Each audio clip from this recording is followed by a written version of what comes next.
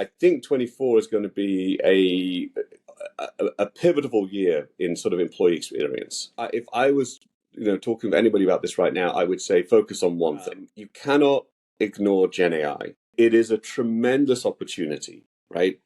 It's really going to allow you to do things that only a few years ago only a Google or a Microsoft could do.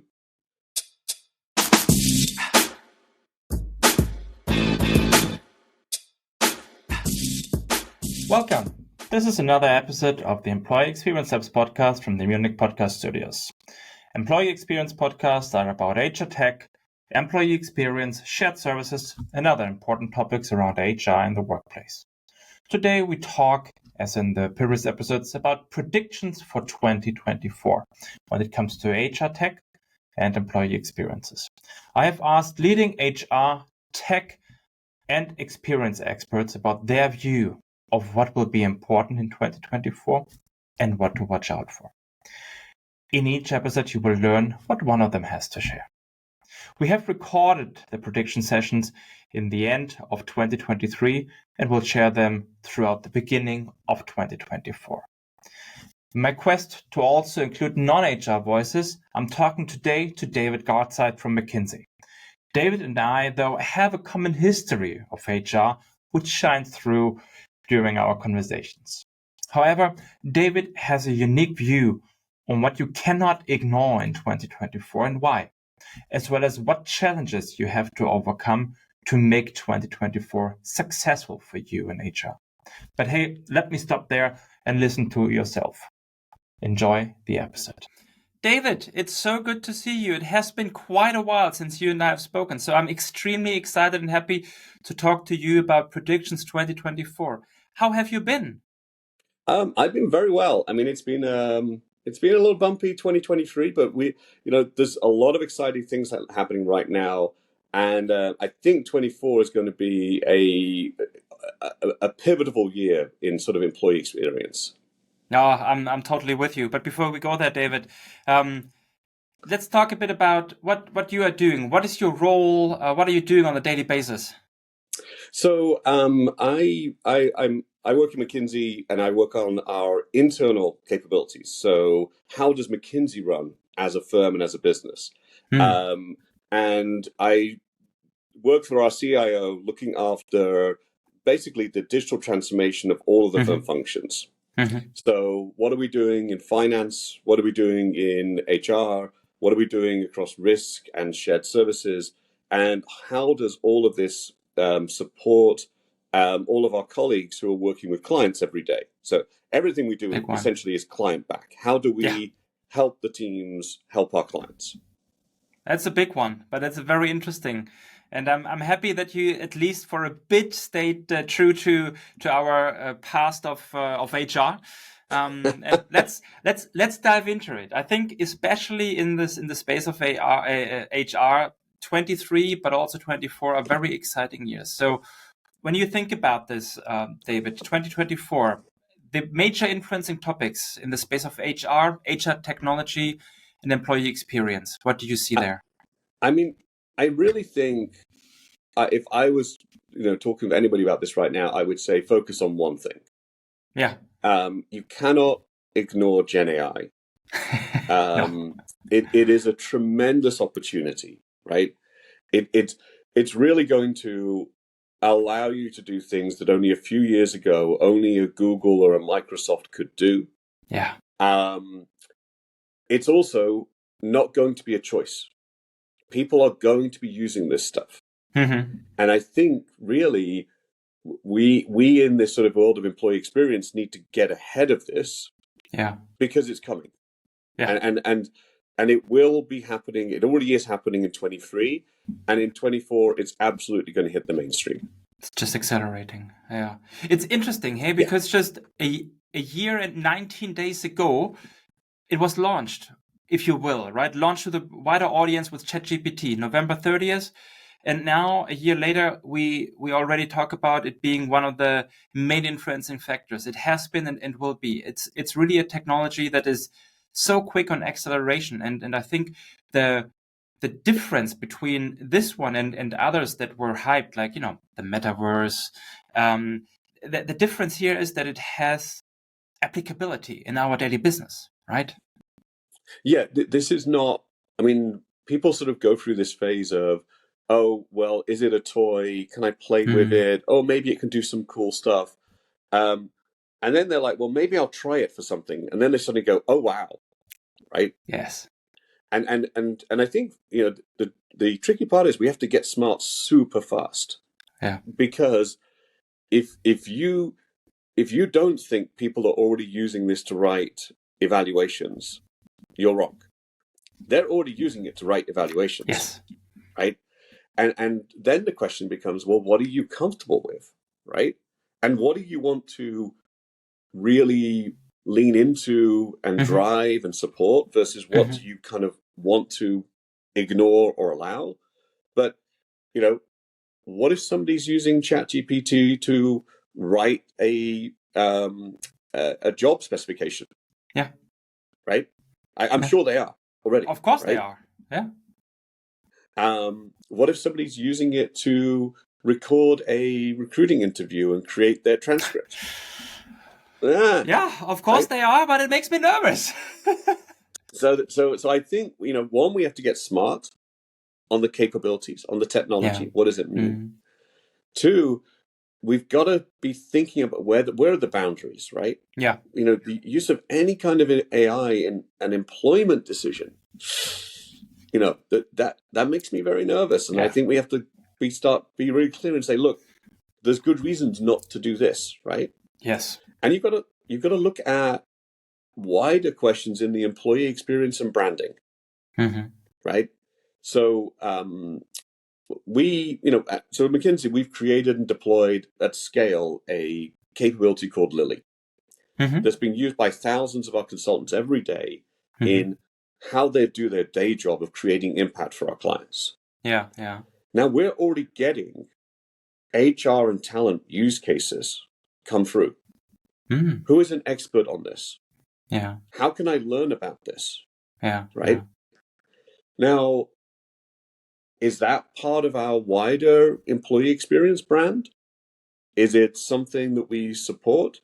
Is it something where we try and redirect them somewhere else? Or how deep do we go, right? So I look at this as being, one, got to get smart. Two, you got to work out the boundaries, what you feel comfortable with. And three, you have to move very quickly on working out the relationship between your employee experience strategy and your firm's Gen AI strategy, because it's going to happen, right? Yes. You've got to get there. You've got to get ahead of it. Better as integrated. So and then you can create better experiences for the actual employees. Yeah. What David, what you said, right? The boundaries. I think there are two boundaries. Number one is, what would you like, or how comfortable do you feel the AI can do things for you, or just propose, or decide, not decide. And the other one that I also hear often in conversations is around data. How much data and what kind of data do you feel comfortable having it ingested, right? How do you see the data piece? Well, I think it's really interesting. And the good news is, if you've been sort of working on employee experience and you've done your homework and you have all your policies properly documented and you have a lot of knowledge objects, fantastic. Now, your Gen AI can work off that and actually give really good answers, right? Yeah. And you can even say to it, look, when you look at benefits, only look at the benefits for this country, not benefits in general, right? The struggle is that, if you add Gen AI on top of not well-structured content, now, Good luck. I mean, obviously we talk about hallucinations, but, you're going to get some very, very strange hallucinations, right? So I think there is still a huge focus on the quality of the data, the quality of, and these are all things that we would have wanted to do anyway for a better employee experience. But Gen AI is going to create a greater push, right? Because people are going to say, well, all I want to know is, can I travel to this place? Mm-hmm. Or all I want to know is, what's our expense policy on this? Right. Now, what you're also going to see is that blurring of the line Mm-hmm. between HR experience and employee experience, Mm-hmm. because the colleague doesn't care that expenses is a finance policy. Yeah. Right. They just, it's part of their job, right? Yeah. So yeah, absolutely. Huge focus on cleaning up the data. And I think it's very much going to be a place where, people who kind of were ahead are going to find themselves able to jump really quickly. Quicker. And people who were not are going to have a lot of homework to do to meet the expectations from the business. Yeah, I couldn't agree more, David. Particularly, it's not only having the data properly structured, but also is you have to take care that no data that should not be exposed is accessible by the Gen AI. Absolutely. Then you have even better results. Just imagine your pay ranges are out there to everyone. Oh.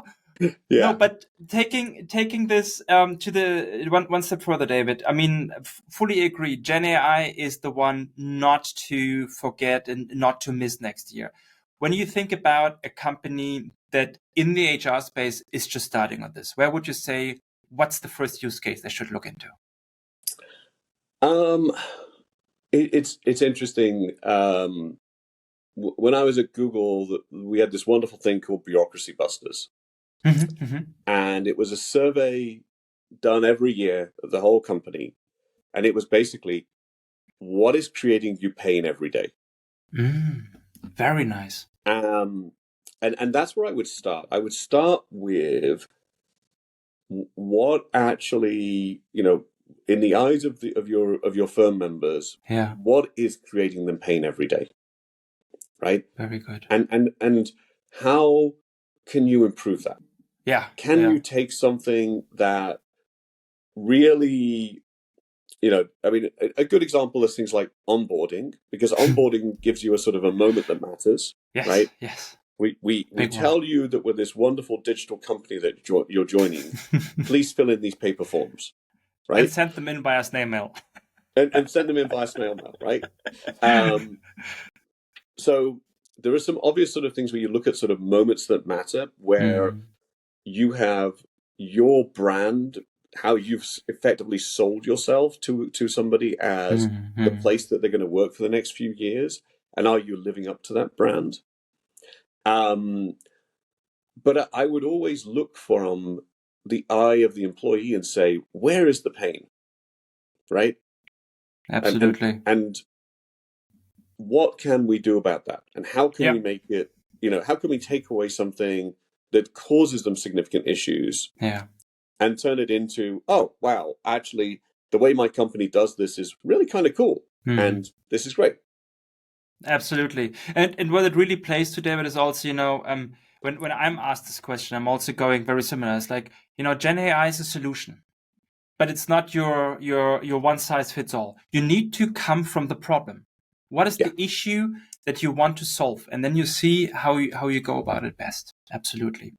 Now, thinking about this, our colleagues in HR are the ones who need to work with Gen AI then. Some of them need to learn how to operate with Gen AI on a daily basis. Others might need to, learn how to utilize Gen AI for further automation, etc. What do you think then is from our HR colleagues' perspective the most important next year? Well, so I would say I think it's more deep and more profound than that. Gen AI is an enormous productivity enabler for knowledge work. But it also means it's going to redefine the nature of many of those jobs. Yeah. And Gen AI is fantastic at sort of undifferentiated heavy lift. But if you look at many job descriptions in the white collar world, a large chunk of what people do is that undifferentiated heavy lift. Mm-hmm. So I would say for our HR colleagues, you really, this is a profound shift. This is sort of industrial revolution impacting manual labor type shift. How Sundar is saying, this is like when electricity was first coming out. Yeah. Exactly. This is enormous, right? It won't happen everywhere at once, but it is going to impact many, many roles in the organization. And I think, HR as the overall stewards of what it means to be an employee at the company need to really invest the time and effort to understand the impact this is going to have on people's roles, workforce. Yeah. On the workforce. And then, yes, absolutely, HR is one of those workforces, and it is a knowledge profession. And, obviously, they should be looking at thinking through how might we end up, serving the employees in the company better. Yeah. And, but I don't expect anyone in HR to become suddenly a prompt engineer, right? But I think they need to feel comfortable in knowing the kind of impact that the Gen AI can have, and that can start with, because if you've got kids, they're using it for their homework, but it can start with actually understanding that, exploring that, looking at what that means, and then becoming familiar. I mean, you don't want to be the only person in the room who doesn't know what hallucination is. Right? Yes. I have a difficult standing then. Yeah. So you really want to be the person in the room who understands hallucination and understands that hallucination in guessing that somebody has a skill, not a big deal. Hallucination in the middle of a recruiting process, not a good place. Well, right? Yes. So I think there's a lot of homework to do for HR, because I think this one is not going to be an optional. The moment somebody, a business leader, uses one of these tools to, do something that normally takes them 5 hours and they do it in an hour, like writing an evaluation, you're not going to be stopping them, right? No. And I think that you really make a good point, right? It is on us in HR to orchestrate the wider change of the organization in the light of introducing Gen AI. The roles will change, the structure will change, the value add perspectives will change. So there's a lot for HR practitioners to think through in future operating models, in future role descriptions, and what really adds value by a human versus what can be just done by an AI. And that's a big one. Yeah. And career paths will change, because some things that you learned by apprenticeship, by doing the undifferentiated heavy lift, right? Well, if that work isn't there anymore, how do you apprentice? Yeah, exactly. Right? Yeah. How do you get new talent, fresh talent in? How you get them ready? Absolutely. And unfortunately, I know maybe you have a different view, but my view on our HR colleagues is they are not the strongest in technology. They have a lot to learn to be able to utilize this. So they have a quick catch up to do in the first half of the next year to be able to do that type of consulting work for their business functions. Yeah, I absolutely. And also understanding there are some more profound elements to Gen AI. I'll give you an example, which is maybe sticking with this sort of whole topic of how evaluations, right? One of the problems in any technology company is writing a great impact statement is a humanities skill. And you can't take people whose day job is primarily a STEM skill and then you are judging them based upon a humanities skill, right? Well, the fantastic thing about Gen AI is it is an enormous leveler up on that humanities skill. Enormous, right? Here's my basic bullet points of what I did. Turn this into a well-structured summary. Okay, that doesn't sound impressive enough. Can you make it a little bit more powerful, right? Yes. That has a profound impact on that performance management process. Yeah. Right? I mean, the first impact is 5 hours of work can become 1 hour of work, right? But then the outcome? Then the outcome, right, is, well, now we've done this before by everyone reads these things, and effectively you're impacted by how well they're written. That's part of the signal you get. Well, what if everyone's leveled up? Right? So I do think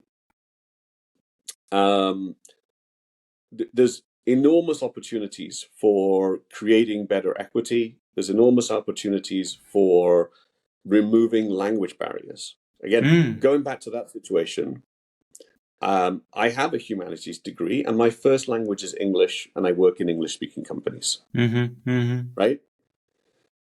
I've always felt it's very tough when you are primarily a STEM graduate working in a second or third language. Yeah, absolutely. Right? You cannot be as skilled as readily. You're not going to be as skilled, right? No. So it's a fantastic opportunity for creating a more level playing field. That is an interesting thought, yeah. It helps you on equity, actually, absolutely. Helps on equity enormously. Yeah. But many of the ways in which people were kind of judging and calibrating themselves have to now move. Yeah. So the reason why I only talk about one thing for next year is because it is so deep and so profound. And we're only just beginning to scratch the surface on what it might mean, right? That's the amazing thing, right? It's as I said earlier, it's just 13 months now, not even. And how much we have already achieved and how much more there is. This is, I think the creativity on this will not see any boundaries for the next foreseeable future. You can do so many things, and the possibilities that it will bring, like Gemini 2 weeks ago is multimodal. It's the first multimodal LLM that we have. And, the next thing will be it can speak all languages with the same quality, right? And this is just this. You are right. Start with one thing and take it from there. Otherwise, you might end up trying to do many things, and none of this works properly and does not have an impact or the impact that you want to have. Yeah. Absolutely. Now, coming to my last question. When we then think about our end users, our employees, what do you think will have the biggest impact on improving the end user experience, the employee experience? I still think some of the basics hold true, right? You want to create experiences which are once and done. You want to meet the end user where they are, and you want them to not need any special knowledge to be able to actually get through the process, right? Yes, and speak their language. And speak their language, right? I suspect we're going to see a lot this year of not thinking about, conversational chat as a different channel, but really thinking about it as a different experience. And you're going to see a lot of meeting people where they are, and that means Slack, Teams, etc. Places where they are, not making them go to a portal, right? Yes, exactly. Places where they are anyway in the flow of work. In the flow of work. And I think you're going to see a lot of, so I think you're going to see this big focus on how do I take things that might have been saved for a Friday afternoon to-do list Yes. and make it something that they can just get ready and done Monday right morning within the first 5 minutes. Monday morning in the first 5 minutes, right? Yeah. I would see a lot of that. And then I think you're going to see these really big questions around the heavy workload HR processes, recruiting, right? You know, everyone enjoys the interview. Nobody enjoys writing up the interview. Yes. Right? Everyone enjoys, picking the right candidates. No one enjoys writing the job description. Exactly. Right?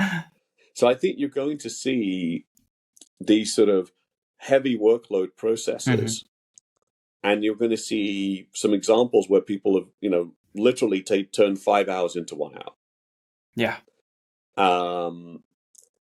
With more pleasure, actually. With more pleasure, satisfaction. Right? Yeah. More satisfaction.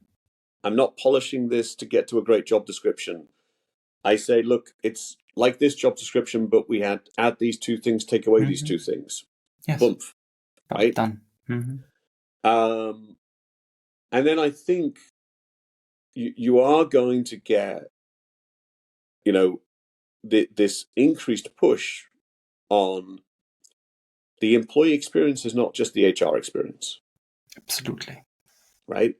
I think one of the things that we're going to see with this technology is it's going to try and turn things on their heads to look through the eyes of the consumer, not the producer. Yes. And that's going to push us to do a lot of things on the back end, clean up a lot of things, reduce a lot of boundaries and silos. And the net outcome of this is going to be improved productivity, and actually, hopefully, people doing more of the parts of the job that they enjoy and less of that undifferentiated heavy lift. Yeah.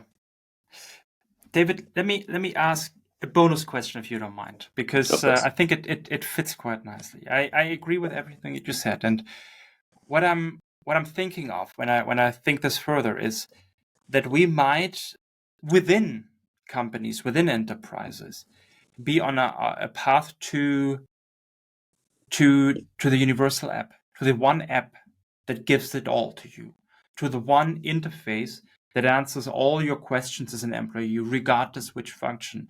The one interface that gives you all the transactions that you need, regardless if it is your travel expenses or your recruiting. And I think that if companies like Microsoft with their Copilot are smart, they might get there. But we haven't, what's the holy grail in consumer apps? I think we might be able to get within the enterprise. What do you think? I definitely think we're headed in that direction. I think the tricky part is, there's only so much that an app can conceal in terms of how you're actually organized behind it.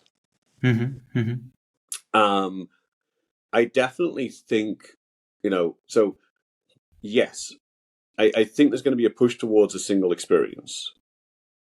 It's going to raise questions of branding. What is it? How do you want this stuff branded, right? Yeah. It's going to raise questions on security. What data can people see and not see? I actually see the underlying technology as being less of an issue and much more the business processes and silos as being the issue, right? Yes.